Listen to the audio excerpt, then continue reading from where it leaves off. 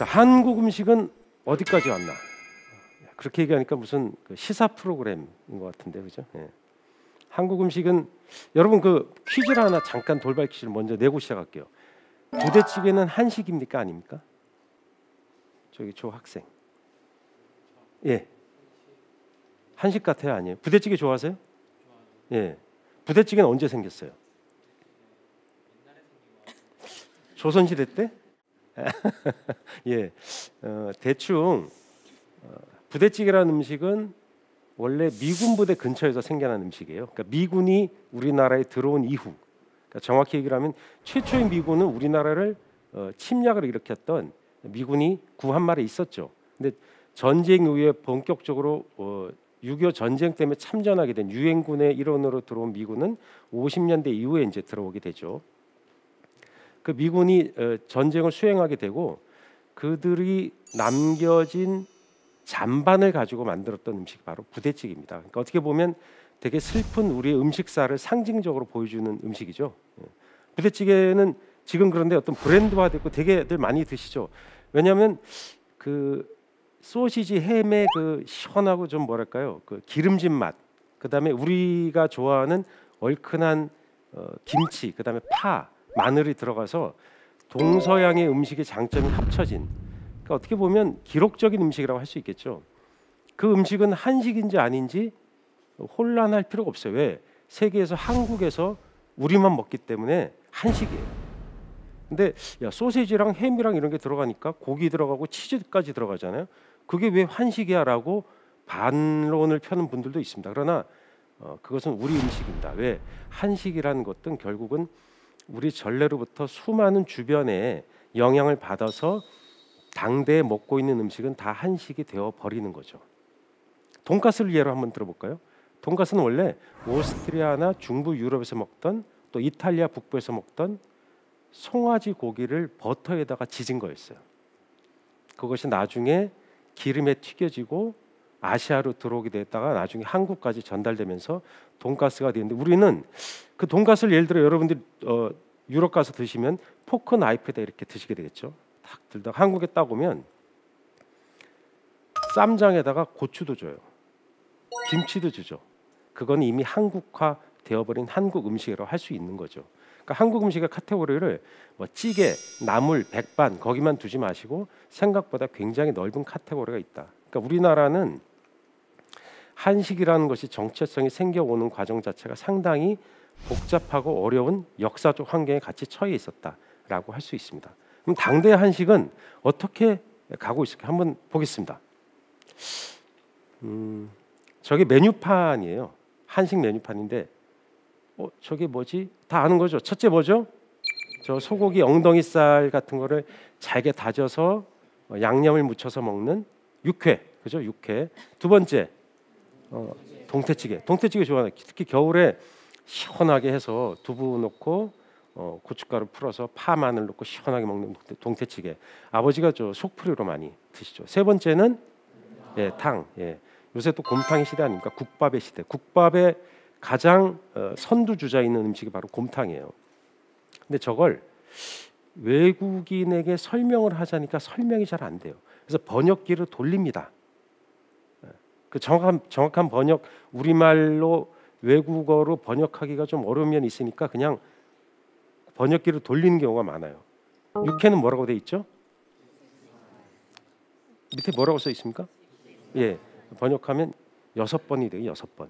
저 음식을 시키고 외국인이 저거는 6그릇을 갖다 주나 보다.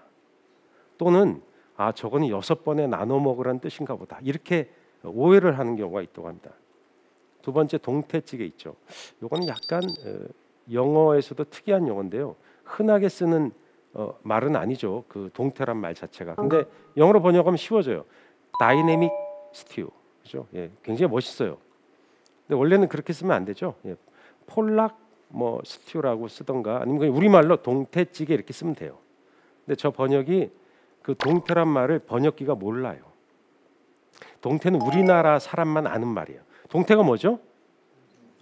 얼려 있는 명태를 얘기하는 거죠. 그런 게 흔한 음식, 외국에서는 거의 보기 어려운 음식이니까 그걸 잘 쓰질 않습니다. 그래서 번역어가 저렇게 잘못 나와 있는 거죠. 세 번째는 곰탕이죠. 곰이 무슨 뜻입니까 원래? 한식에서 곰. 엄마가 그러죠. 야 그거 팍 고아서 먹어야 돼. 푹 고운다라는 뜻입니다. 고아서 농축된 용액을 곰이라 그래요. 또는 그렇게 하는 행위를 곰이라고 하는데 그런 말이 외국에는 잘 없어요.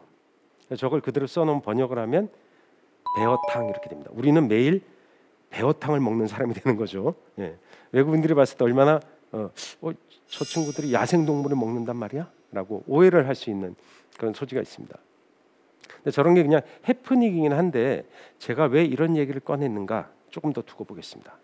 자, 이 실제 메뉴판이에요. 아까 봤던 그 메뉴판 사진을 직접 찍은 거예요. 6회 6times라고 되어 있습니다. 옆에 보면 6회 비빔밥. 저거는 정말 번역이 어렵습니다. 그래서 어떻게 했냐면 6는 6, 회는 멤버십 이렇게 되어 있습니다. 그래서 도저히 외국인들이 저게 뭘까? 멤버십이 있어야 먹을 수 있는 음식일까? 나는 못 먹는 아무나 먹을 수 없는 음식이야? 이렇게 오해를 할 소지가 있어요. 그 어떤 식당에는 마사지 포크라는 메뉴판이 붙어 있어요. 마사지 포크? 뭐죠? 위에 답이 써 있죠? 뭐죠? 우리나라 이름으로 하면 뭐죠? 예, 돼지 주물럭. 돼지를 주무르니까 마사지 포크. 굉장히 유쾌한 이름이긴 한데 뒤집어 얘기하면 이렇게 한식 이름을 외국인들이 정확히 알도록 표현하려고 관청이나 행정기관에서는 정확한 표현법이 나와요. 근데 우리가 실제 그걸 잘 쓰지는 않는 거죠. 왜 그럴까요? 보통 서양 음식은 뭐 어떤 스파게티 이렇게 딱 있으면 심지어 이태리 말로도 정확하게 써져 있어요. 미국 음식도 마찬가지 잘 제대로 써져 있어요. 햄버거와 뭐 프라이드, 프렌치 프라이 이렇게 딱 써 있어요. 근데 한식만 유독 저런 오해가 많아요. 뒤집어 얘기하면 우리가 우리의 것 한식에 대해서 별로 신경을 쓴다 안 쓴다? 안 쓴다. 예, 가슴 아프게도 한식을 그렇게 즐겨 먹고 좋아하고 평생 우리 그 한식에 자부심이 있는데도 불구하고 저런 디테일에서는 상당히 떨어집니다. 그게 우리 한식이 처해 있는 현실이기도 하죠. 그렇지만 한식은 우리 민족의 음식이고 우리가 잘 알아야 되고 우리가 제일 많이 먹는 음식이다. 그래서 그 음식에 대해서 한번 좀 보겠습니다. 이거는 그 메뉴판의 결정판 조금 더 보고 가겠습니다. 프라이드 디펜스, 그렇죠? 저게 뭐죠? 방어구이. 예, 방어구이라고 해놓으니까 너무나 쉬운데 어떤 것이 사실은 상상이 안 되는 거예요. 방어라는 이름. 근데 저것도 번역기가 잘못 이해해서 생겨난 일입니다. 두 번째는 저는 저것이 하이라이트라고 생각합니다. 대게. 저 개자가 저 개자가 아니죠. 근데 저것을 번역기는 유주얼리라고 번역을 했습니다. 대게. 대게 그냥 먹을만해. 되게 많이 먹어. 뭐 이런 뜻으로 번역을 한 거죠. 대게란 저 생물 자체가 영어권에 없나 봐요. 그래서 저렇게 번역이 잘못된 그냥 유머로 보고 넘어갈 수도 있습니다. 그런데 우리가 저런 소재로 저런 것을 대화로 우리 한식이 처한 현실을 상징적으로 조금 들여다볼 수도 있습니다.